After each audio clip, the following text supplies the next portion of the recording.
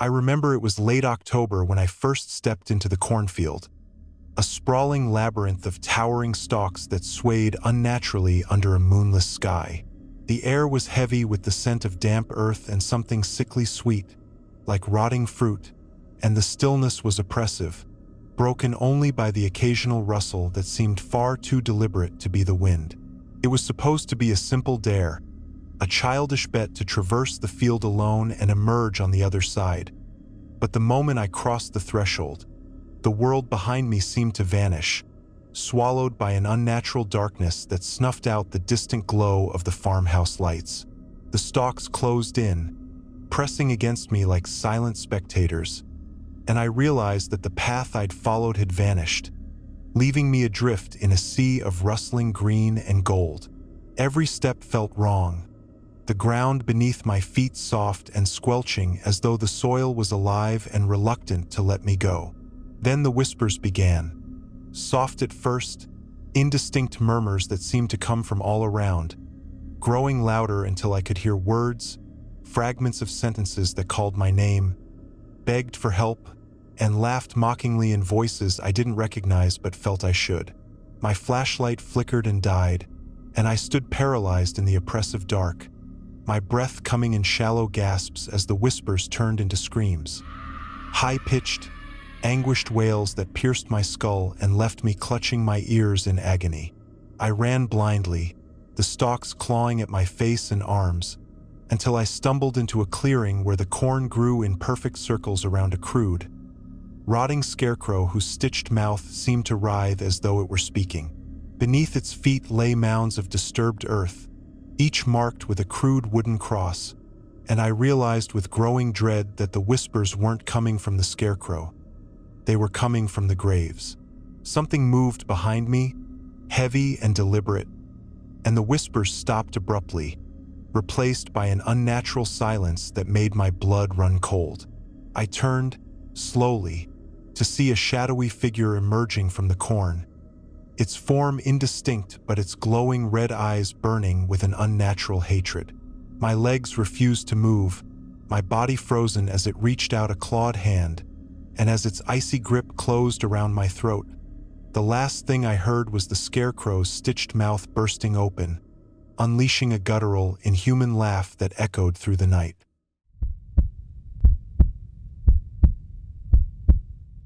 The cornfield seemed endless, stretching out beneath the pale glow of a dying moon, its stalks unnaturally tall and brittle, whispering secrets in a language I couldn't understand as the cold wind wove through them like a predator stalking its prey. I had no choice but to enter it. The car had broken down miles back, my phone was dead, and the last gas station attendant's words about staying on the road echoed mockingly in my head as I stepped off the cracked asphalt into the suffocating expanse of corn. Each step felt heavier than the last, as if the ground was pulling me down into its clutches, and I realized with unease that the soil wasn't just damp but sticky, clinging to my boots like congealed blood. The air smelled wrong, earthy and metallic, with an undercurrent of something vile that clawed at my stomach, and I couldn't shake the feeling that I was being watched, though every frantic glance over my shoulder revealed nothing but the oppressive darkness of the field. The deeper I ventured, the quieter the world became, until the only sounds were the crunch of my footsteps and the rhythmic rustling of the stalks, which seemed to part and close around me as if the field itself were alive. Then came the laughter, high-pitched and childlike, but warped, echoing from everywhere and nowhere, driving me to pick up my pace even as the stalks grew denser, their sharp edges slicing at my arms and face. I stumbled into a clearing, my breath catching as I saw a grotesque scarecrow hanging limply from a weathered pole, its hollow eyes staring at me with a malevolence that made my skin crawl. Around it, the earth was barren and cracked, littered with tiny bones that glimmered in the faint light, and I realized with mounting horror that these weren't animal remains. They were human, scattered like discarded toys in a grotesque nursery. My instincts screamed at me to turn back, but the path I'd taken was gone, swallowed by the shifting corn, and as I spun around, I saw them. figures emerging from the stalks, their forms warped and grotesque, faces twisted into masks of agony and rage. They moved with an unnatural jerking motion, their hollow eyes glowing faintly, and as they drew closer, I could see that their skin was shriveled and corn yellow, their hands clawed and dripping with a thick, black ooze that smelled of decay. They didn't speak, but their mouths hung open as if screaming silently, and I stumbled backward, tripping over a root that seemed to writhe like a serpent beneath my touch. The ground gave way beneath me, and I fell into darkness, landing in a cavernous space where the walls pulsed like living flesh and the air was thick with a choking mist. Dim, flickering light revealed twisted roots snaking through the chamber, their ends embedded in grotesque cocoons that pulsed rhythmically, as though feeding off whatever was trapped inside. I tried to crawl away, but the ground was alive, writhing and clutching at my limbs, and a deep, guttural voice began to speak.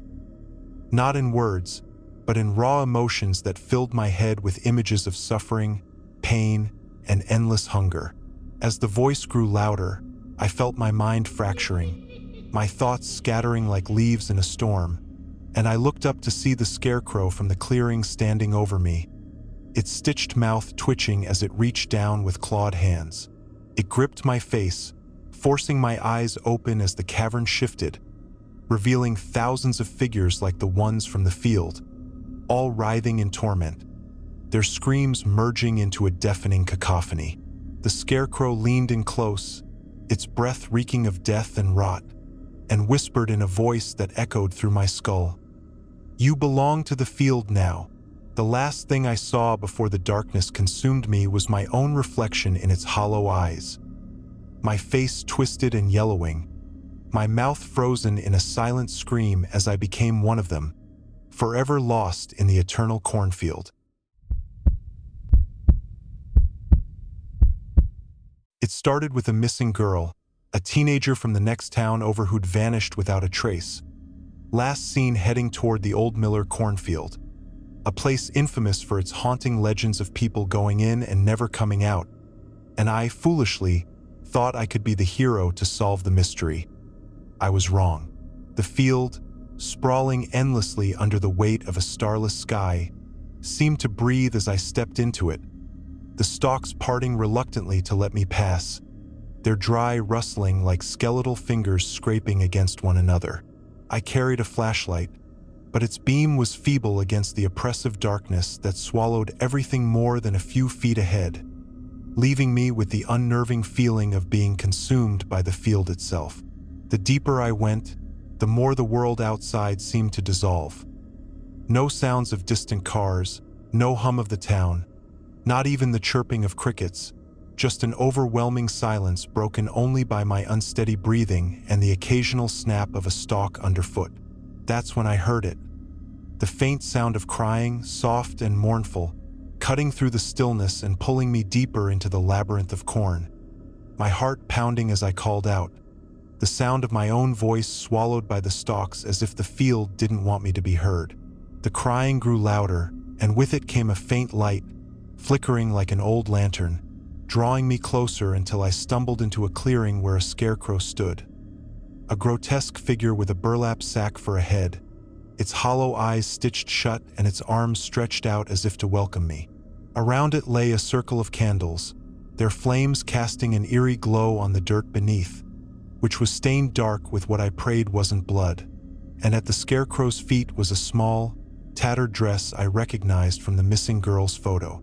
Panic surged through me, but before I could turn to run, the crying stopped, replaced by a low, guttural whisper that seemed to come from everywhere at once. A voice that spoke in a language I couldn't understand but whose meaning was clear. It was hungry, and I was its prey. The scarecrow twitched, its head tilting toward me as the stitching over its eyes began to split open, revealing empty, black sockets that seemed to pull the light from the clearing, leaving me frozen in place as the candles extinguished one by one. Then the ground beneath me shifted, the earth cracking open as clawed hands emerged, pale and skeletal, gripping my legs and pulling me down with a strength that defied reason. the field around me alive with the sounds of laughter, cries, and screams that echoed as if coming from some distant, hellish place. I fought against the hands, clawing at the ground as the scarecrow stepped down from its post, moving with a jerking, unnatural gait, its hollow sockets fixed on me as it reached out with fingers that ended in jagged, rusted nails. I screamed, but the sound was swallowed by the field, and as the scarecrow's hand closed around my throat, the world around me dissolved into a nightmare. A kaleidoscope of faces, some familiar, others unrecognizable, all twisted in agony as they cried out for help that would never come. The hands pulled me deeper, and I realized with a dawning, sickening horror that I was sinking into the ground, becoming part of the field itself, my body stiffening and hardening as the whispers filled my head, their meanings clear now. I was to become one of them, a watcher in the corn, a silent sentinel trapped for eternity to lure the next unwitting soul into the cursed field. The last thing I saw before my vision was consumed by darkness was the scarecrow's stitched mouth splitting into a wide, grotesque grin, its laughter ringing in my ears as I became one with the curse, my voice joining the chorus of lost souls whispering through the endless, eternal stalks.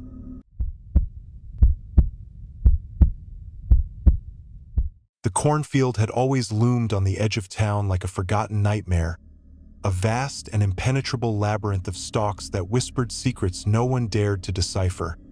And yet here I was, standing at its edge under a pale, sickle-shaped moon, the air thick with the stench of damp earth and something metallic I couldn't place. It wasn't bravery that brought me here. It was desperation, a frantic search for my younger brother, who had vanished 2 days earlier after his friends dared him to cross the threshold and never return. The field had already claimed dozens over the years, but no one spoke of it openly. Instead, they buried the memories alongside the missing, their names etched into fading tombstones while the corn stood tall, untouched by the seasons. As I stepped into the field, the stalks seemed to close in around me, forming walls that swallowed the faint glow of my flashlight, its beam flickering like the heartbeat of a dying thing. The air was suffocating, heavy with an unnatural humidity that clung to my skin and filled my lungs with each shallow breath, and every sound, my footsteps crunching on dry leaves, the occasional snap of a stalk, echoed far louder than it should, as though the field was amplifying my presence to something unseen. Deeper and deeper I went, the rows stretching endlessly, their patterns shifting when I wasn't looking, and soon I realized I was utterly lost, the path behind me gone, replaced by an identical corridor of stalks that seemed to mock my every movement. Then I heard it, a faint, childlike laughter, soft and airy, drifting through the maze like a melody played on broken strings, and my heart leaped with hope even as dread clawed at the edges of my mind. "Charlie," I called, my voice trembling as I pressed forward, the laughter growing louder, more distorted, until it morphed into something guttural and cruel, a sound that shouldn't have come from any human throat. Panic set in and I began to run, the flashlight beam bouncing wildly as I stumbled over unseen roots, the corn around me rustling violently as though alive, and that's when I saw it. A scarecrow hanging in the center of a small clearing, its head a grotesque mass of burlap and stitched-together flesh, its hollow eyes leaking a black, tar-like substance that dripped onto the ground in thick, viscous pools. My legs froze beneath me as the scarecrow moved, its head tilting unnaturally to the side, the stitches along its mouth splitting open to reveal a jagged grin filled with teeth that looked like shards of bone. "You're late," it rasped, its voice a cacophony of whispers layered with screams, and before I could react, the ground beneath me began to heave and split, tendrils of shadow bursting forth to wrap around my ankles, pulling me toward the scarecrow as the cornfield itself seemed to pulse with a sinister rhythm. The tendrils dragged me closer, and the scarecrow's hollow eyes bored into mine, filling my vision with scenes of horror, fields drenched in blood, figures writhing as they were consumed by the stalks, their screams echoing in a symphony of despair. I fought against the tendrils, clawing at the ground as they tightened their grip, pulling me into the black pools that oozed from the scarecrow's feet, and I realized with chilling clarity that this was no mere field. It was a doorway, a living entity feeding on the souls of those who entered, binding them to its endless hunger. The scarecrow leaned down, its breath hot and fetid on my face, and whispered, "You are the harvest," before plunging its clawed hands into my chest, the pain excruciating as my vision blurred and the world dissolved into darkness. When I awoke, I was no longer myself. I was part of the field, my body stretched and twisted into a new scarecrow, my eyes stitched shut but still seeing, forever watching as the corn whispered its promises to the next fool who dared to enter, luring them into the reaping shadows where the cycle would begin anew.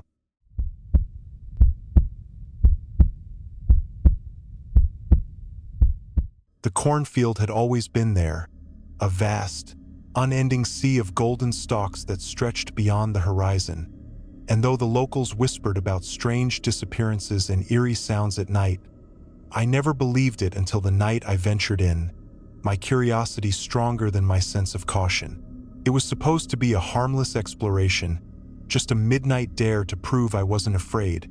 But the moment I stepped into the field, an unnatural chill wrapped around me, and the world seemed to shift, the night sky vanishing behind a dense fog that hung low over the corn like a suffocating veil. The stalks were unnaturally tall, their edges sharp and jagged, cutting into my arms as I pushed deeper, each step feeling heavier as though the soil beneath me was alive and reluctant to let me pass. My flashlight flickered, its weak beam casting grotesque shadows on the stalks that seemed to sway and lean toward me, and I couldn't shake the feeling that I was being watched, though every frantic glance over my shoulder revealed nothing but the endless rows of corn. Then came the sounds, soft at first, like whispers carried on the wind, but growing louder and more distinct until I could hear my own name being called in a voice that sounded eerily like my late mother's, her tone urgent and pleading, drawing me further into the suffocating maze. I tried to turn back, but the path I'd taken was gone, swallowed by the shifting stalks, and as panic set in, I began to run blindly, the whispers now joined by guttural growls and a low, rumbling hum that seemed to vibrate through the very ground beneath my feet. I stumbled into a clearing where the air was thick and oppressive, and at the center stood a grotesque altar made of twisted roots and corn husks, pulsing with a faint, sickly green glow. Surrounding it were crude effigies, humanoid figures crafted from corn stalks and animal bones, their hollow eyes staring at me with a malevolence that made my skin crawl. The whispers turned into shrieks, deafening and inhuman, and I fell to my knees as the ground beneath me began to crack and writhe, revealing a network of roots that twisted like serpents, their ends tipped with grotesque, claw-like appendages. A shadow emerged from the altar, a towering figure cloaked in darkness, its form shifting and pulsing as though it were made of smoke and tar. And though it had no face, I could feel its gaze boring into me, filling my mind with visions of endless fields, each one filled with twisted, screaming figures trapped within the stalks. The shadow spoke without words, its voice a cacophony of despair and rage that echoed in my skull. And I realized with a sickening clarity that the field was alive, a sentient entity feeding on those who dared to enter its domain, trapping their souls to fuel its endless hunger. The roots wrapped around my legs, pulling me toward the altar as the effigies came to life, their movements jerky and unnatural, their hollow mouths opening to unleash a bone-chilling wail that seemed to sap the strength from my body. I clawed at the ground, but the roots tightened their grip, dragging me closer to the glowing altar as the shadow loomed over me, its form expanding to envelop the entire clearing, and I felt my mind fracturing under the weight of its presence. The last thing I saw before the darkness consumed me was my own reflection in the glowing surface of the altar, my face twisted and hollow, my eyes empty and lifeless as I became part of the field, my body dissolving into the stalks, my screams joining the endless whispers that would lure the next victim into the hollow, cursed cornfield.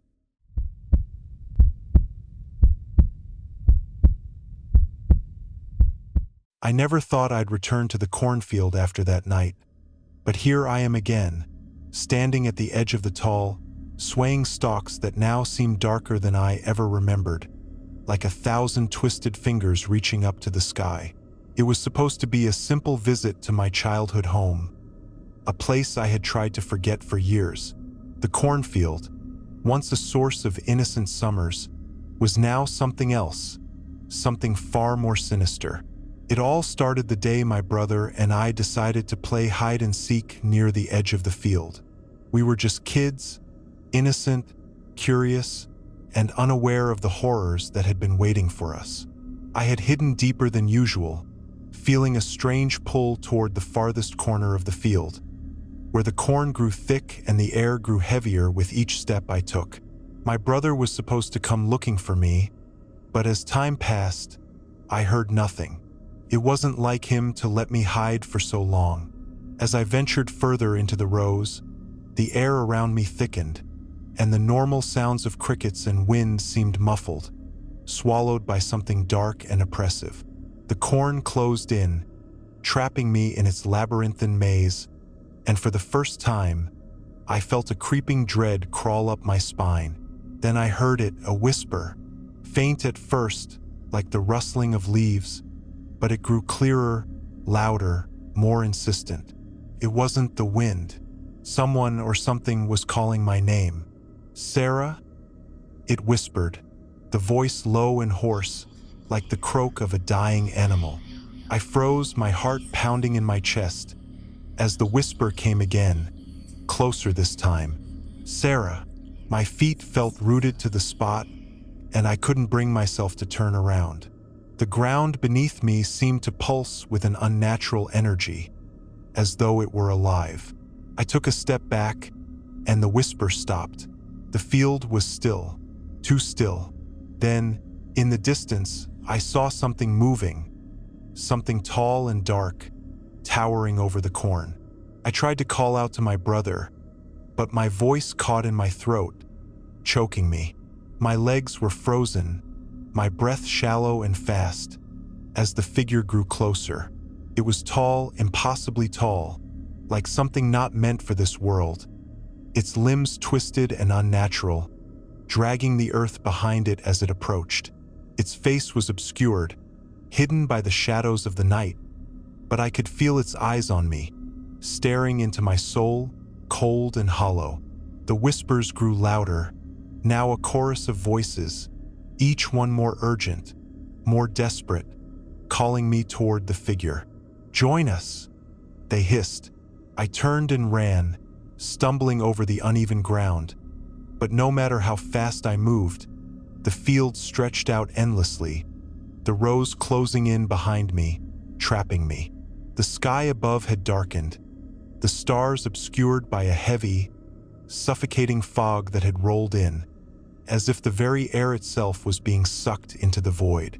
I could hear the figure following me, its heavy footsteps growing louder, its breathing thick and labored. "Sarah." The voice came again, closer this time. I turned a corner, gasping for breath, but there was no escape. The field had swallowed me whole. And then I heard it, a laugh, low and guttural, echoing around me, as though the field itself was mocking my fear. The tall figure emerged from the corn, its twisted form looming over me, and for the first time I saw its face. A face that wasn't a face at all, but a patchwork of stitched together, rotting flesh, eyes too wide and black, a mouth stretched open in a grotesque, toothless grin. The whispers stopped, replaced by a sickening silence, and I knew then that I had not been running from one thing, but from all the things that the field had swallowed over the years. My brother was gone, lost like so many others. I couldn't see him, couldn't hear him, but I could feel him, his presence somewhere in the dark, trapped in the field with me. "You shouldn't have come back," the figure said, its voice a rasping growl that made my blood run cold. I wanted to scream, to fight, to do anything, but my body betrayed me. The air grew thick again, choking me, and I felt myself sinking into the earth, my feet pulled down into the soft, wet soil. The figure leaned closer, its putrid breath brushing against my skin. "We've been waiting," it whispered, and then everything went black. I woke up hours later, or was it days? Time had lost all meaning. The field had returned to its quiet, unnerving stillness, but something had changed. The air was heavier now, colder. I could feel the eyes of the field on me, watching, waiting, as if it were alive, its roots extending into every corner of my mind, pulling me deeper into its grasp. I stumbled to my feet, feeling the weight of the earth beneath me as though it were trying to drag me back down. My body ached, and my mind felt foggy, but there was one thing I knew for certain. I was no longer alone. My brother's laughter echoed faintly in the distance, and I knew that he had become part of the field, just as I was. We had all become part of it, trapped in an endless cycle of whispers, shadows, and darkness. The cornfield had claimed us, and there would be no escape. From that moment on, I heard the whispers every night. They would call to me, tugging at the edges of my consciousness, telling me I was one of them now, a part of the twisted, horrific maze of the cornfield. The field had taken everything, and now it had taken me. And I knew, deep down, that no matter how far I ran, I would never escape its grasp. The whispers would follow me forever, calling me back to the place where the earth and the corn swallowed everything whole, where nothing, no one was ever truly free.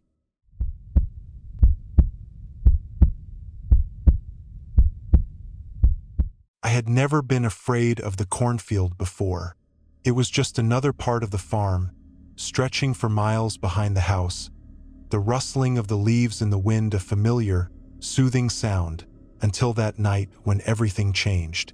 It had been a long, hot summer, and the crops were thick, ripe for harvest.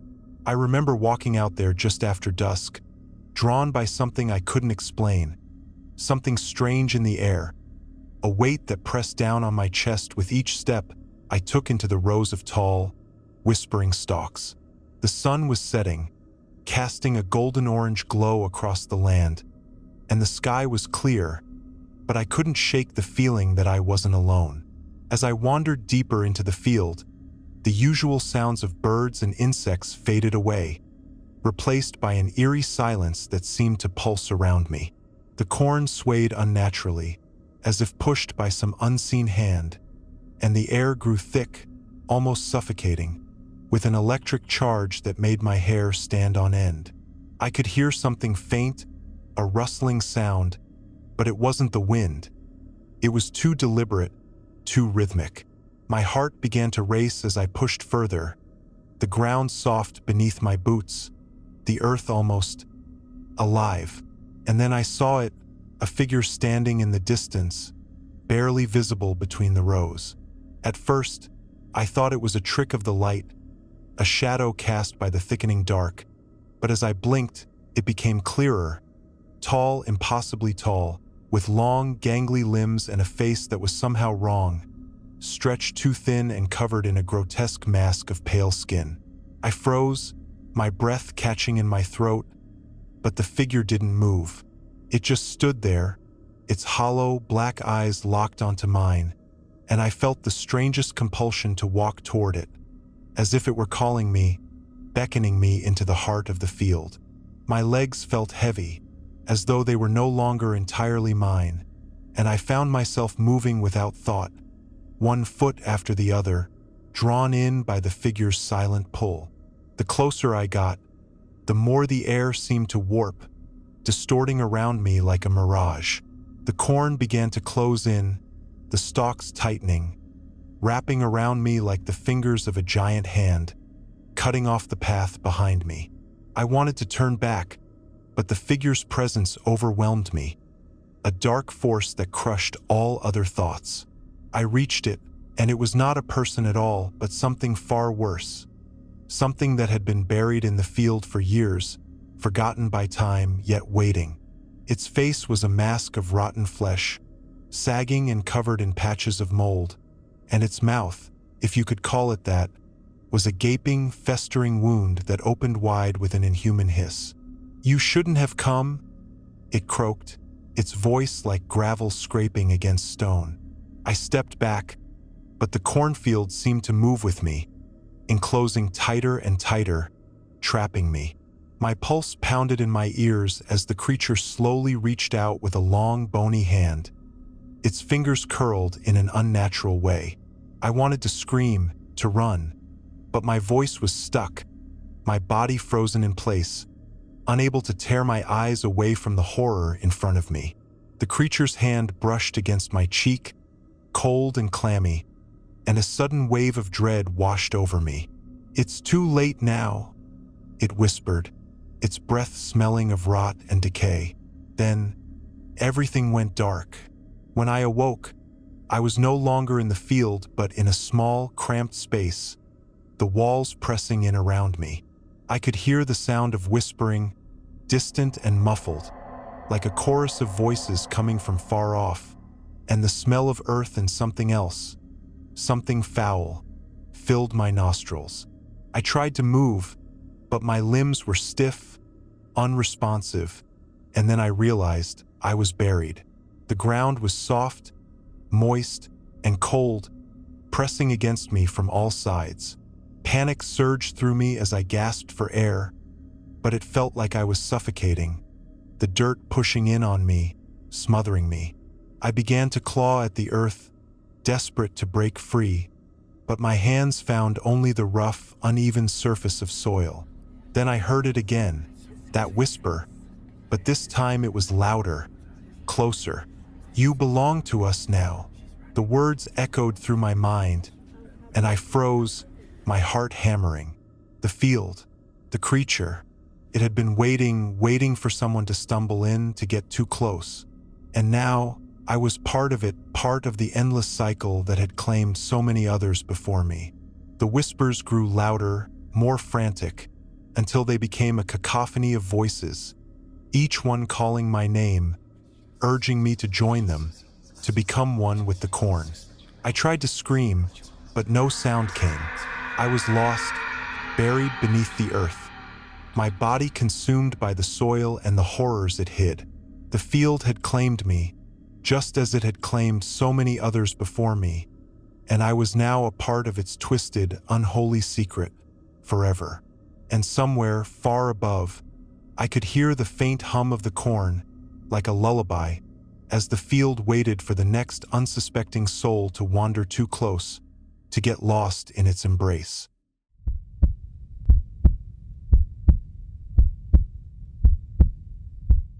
It started with a noise, soft at first, almost like the wind rustling through the trees, but it was always the same time of night, and it wasn't the wind.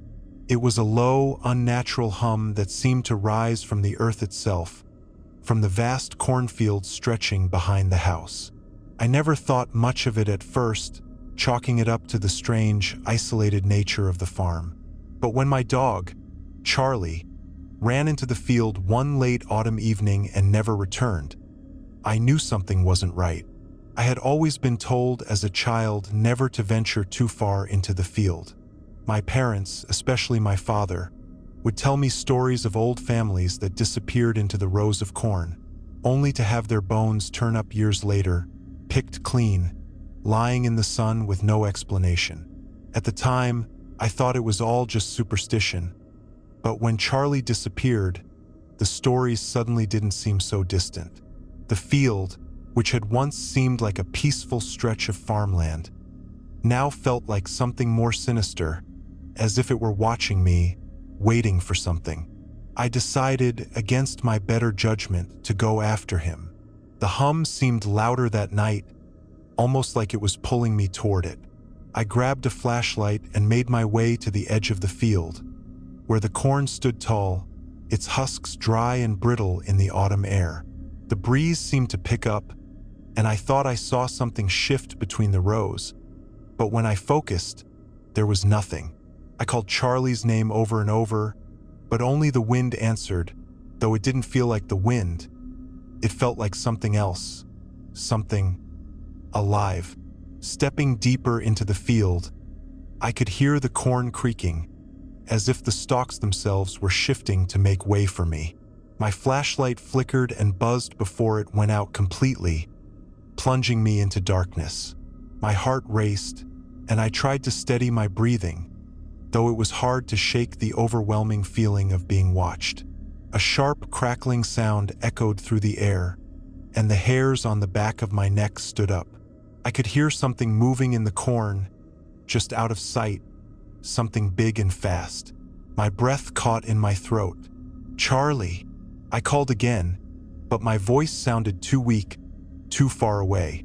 A rustling sound grew closer, and then, in the distance, a flash of white. A shape, hunched and long, moving quickly between the stalks. I froze. It was too tall, too thin, like a person, but not. The legs bent at strange angles, and the arms seemed to stretch unnaturally. For a moment, I thought I might be imagining it, but then it stopped, and I could hear breathing. It was heavy, labored, as if something was trying to control its own rhythm but couldn't. I took a step back, heart pounding in my chest, and that's when I heard it. The voice, soft at first, like a whisper carried on the wind. "Turn back." The voice wasn't just in my ears, it was in my head. A voice that wasn't mine. I froze, looking around, but there was no one there. The wind picked up again, but now it carried something else. Something dark, something hungry. "You shouldn't be here," the voice continued, now closer, as if it was standing just behind me, though I couldn't see anything. The air felt heavier, pressing down on me, suffocating. I felt it, the cold, sharp breath on the back of my neck, the whisper of something just out of view. I spun around, raising my hands in defense, but there was nothing, just the corn, waving in the night air, undisturbed. Still, the feeling of being watched, of something lurking just beyond sight, persisted. My breath came in shallow gasps, panic setting in as I turned back toward the house. But the field wasn't letting me go that easily. The path I'd walked was no longer visible, as if the rows of corn had shifted, closing in behind me, hiding the way out. I ran, adrenaline coursing through my veins, but with each step, the corn seemed to stretch farther, the stalks rising taller, the whispers growing louder. I could still hear that voice, that deep, drawn-out breath, that unnerving hum from the ground. And then, just ahead, I saw a figure. A tall, thin figure standing motionless between two rows of corn. I didn't need to look closely to see that it wasn't human. Its limbs were too long, too slender, its head too large and too still, its eyes hollow and black, like endless pits staring into my soul. I froze, unable to move, unable to look away. The figure didn't speak, but its presence was enough to send waves of terror crashing through me. It raised one hand, and I saw a glimmer in its fingers. A sharp, twisted metal object that reflected the faint moonlight. "You're mine now," it whispered, its voice both a hiss and a growl, a sound that seemed to come from every direction at once. The air around me began to crackle, and the earth beneath me trembled. The figure took a step forward, then another, its movements jerky and unnatural, like something that was never meant to walk on two legs. I wanted to run, but my legs wouldn't move. The ground beneath me felt soft, as if the earth itself were swallowing me. I could feel it pulling at my feet, wrapping around my ankles, as if the field itself were alive, breathing, hungry.